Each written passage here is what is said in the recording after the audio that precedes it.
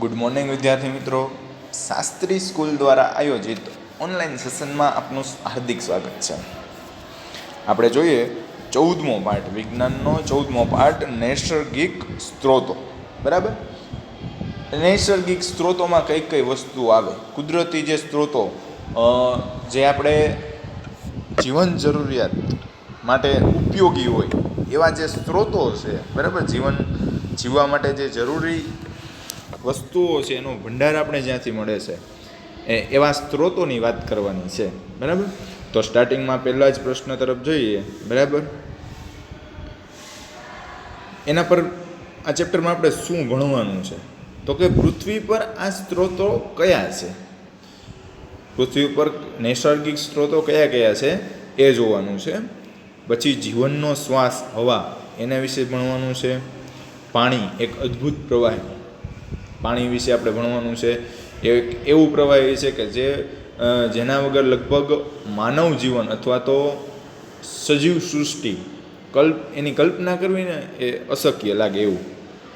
ભૂમિમાં ખનિજની પ્રચુરતા, એટલે કે જમીનમાં જે આપણે લોખંડ છે, સોનું છે, બરાબર, પ્લેટિનમ છે, બ્રાસ છે, કોપર છે, આ બધું, તાંબુ, એલ્યુમિનિયમ, આ બધું આપણે એમાંથી, આમાં હું બોલ્યો ને એમાં ઘણી મિશ્ર ધાતુ હતી, એની જે શુદ્ધ ધાતુ આપણે જે મેળવીએ છીએ, બરાબર, જમીનમાંથી, એની ટકાવારી કેટલી છે, બરાબર, એના પ્રમાણ વિશે, બરાબર.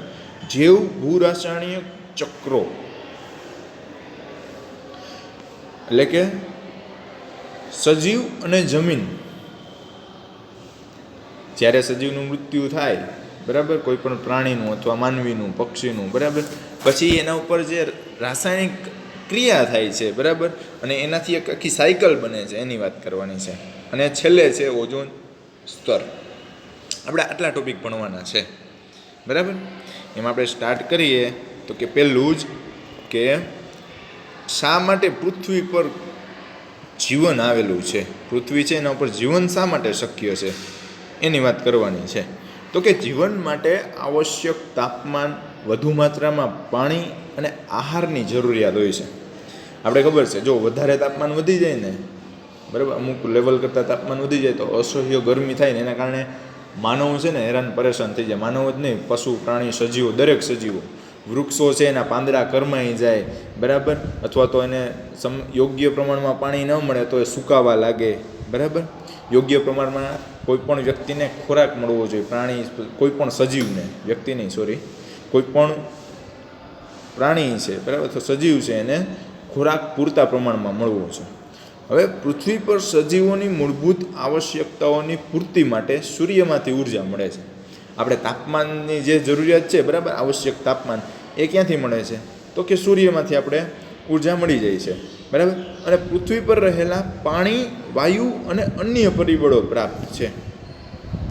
પૃથ્વી પર જે પાણી છે, બરાબર, જે કંઈ વાતાવરણ છે એમાં રહેલા વાયુઓ છે, કાર્બન, નાઇટ્રોજન, ઓક્સિજન, બરાબર, ઘણા બધા વાયુઓ છે, એ વાયુઓ અને અન્ય પરિબળો પ્રાપ્ત છે.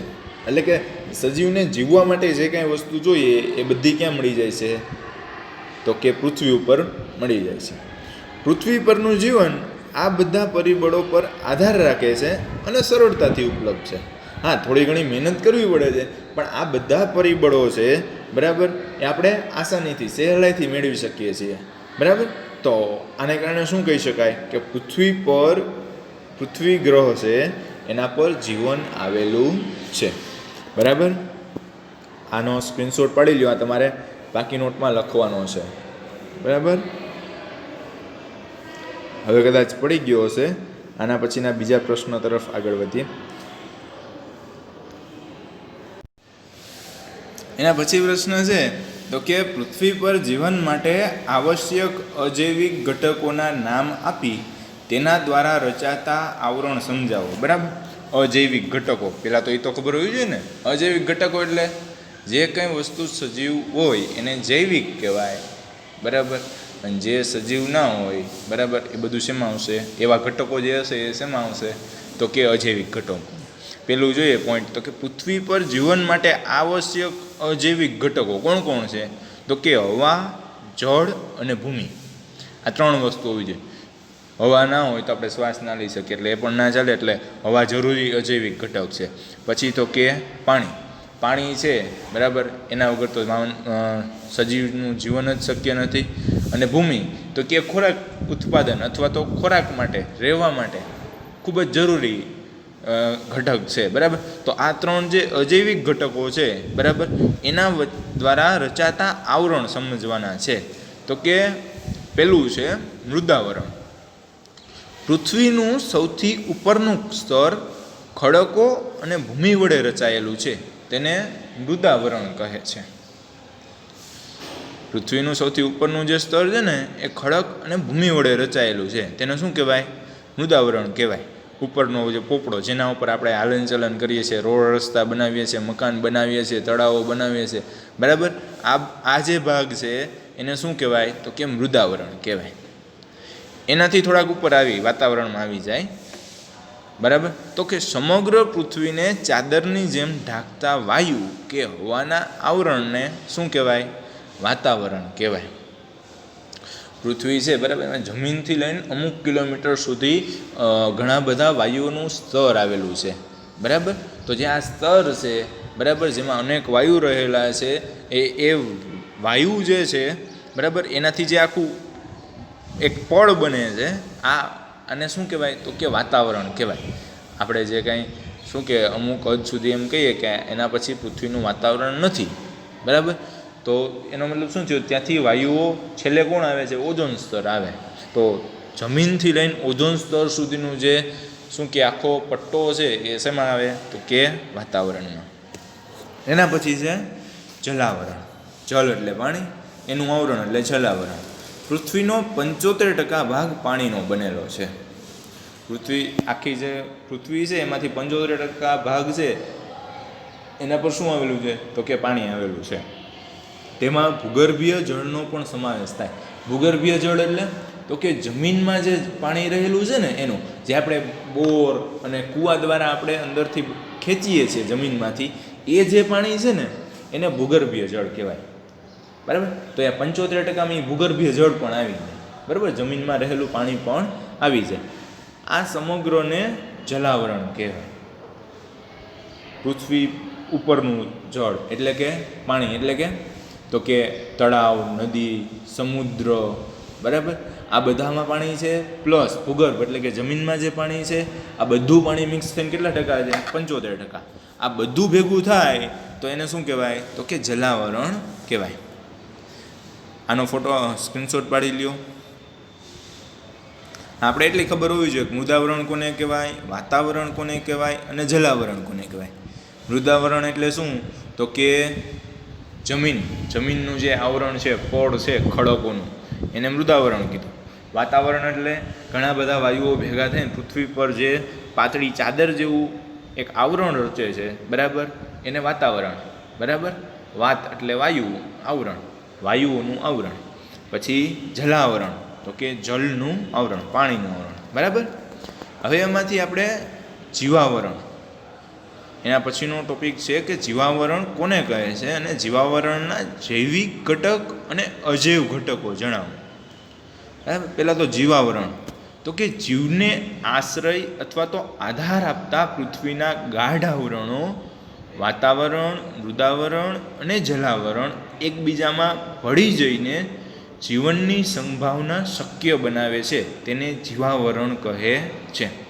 ટૂંકમાં કોઈ પણ સજીવને જીવવા માટે જે કાંઈ આધારરૂપ મૂળભૂત જે આવરણો છે, એટલે કે વાતાવરણ છે, બરાબર, જલાવરણ છે, મૃદાવરણ છે, આ બધા એકબીજામાં ભળીને ત્રણેય મિક્સ થઈને જે કામ કરે છે ને, બરાબર, આનાથી જે સજીવોનું જે આવરણ બને છે એને શું કીધું છે? તો કે જીવાવરણ કીધું છે, બરાબર. હવે જીવંત ઘટકો ત્યાં જ જોવા મળે જ્યાં ત્રણેય આવરણો આવેલા હોય. સજીવ સૃષ્ટિ તમને ક્યાં જોવા મળે? તો કે ત્રણેય વસ્તુ, પાણી પણ હોવું જોઈએ, બરાબર, જમીન પણ હોવી જોઈએ અને ત્યાં શું કે વાતાવરણ પણ હોવું જોઈએ.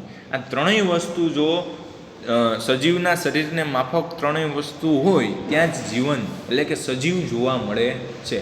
તમે જો ઉત્તર ધ્રુવમાં, દક્ષિણ ધ્રુવમાં જ્યાં બરફની ચાદરો આવેલી છે, બરાબર, અથવા તો હિમાલયની ટોચ ઉપર જ્યાં સૌથી વધારે સખત 12 માસ બરફ રહેતો હોય છે, બરાબર, એવી જગ્યાએ રહેતા લોકો ખૂબ જ ઓછા પ્રમાણમાં અથવા તો ન હોય એવું કહી શકાય, બરાબર. તો ત્યાં શું ઘટે છે, તો ત્યાં માત્ર વાતાવરણ અને બરફ, બરાબર. ત્યાં જમીન છે નહીં, જેના કારણે પાક, જમીન છે પણ એમાં પાક લઈ શકાય એવી નથી, અથવા તો ત્યાં આપણે ખોરાક પહોંચાડવો અઘરો પડે, બરાબર.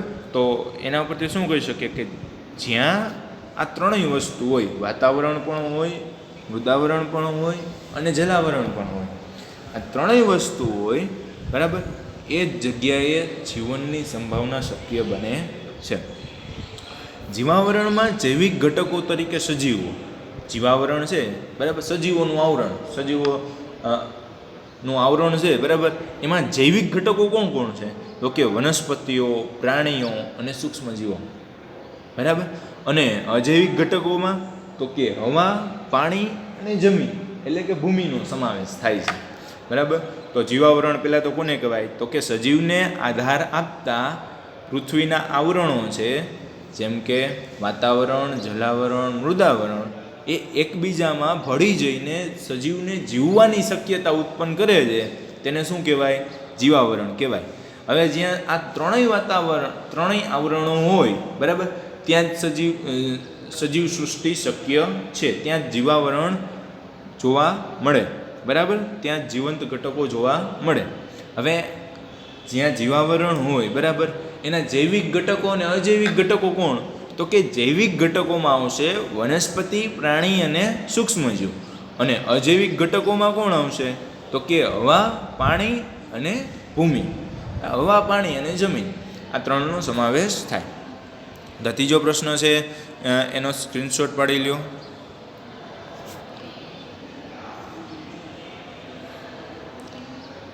ઓકે, આજે આપણે અહીંયા સુધી રાખીએ છીએ, બરાબર. આવતીકાલે આપણે નવા વિડીયોમાં આપણે આગળ જીવનનો શ્વાસ હવા એના પર આગળ ચર્ચા કરીશું.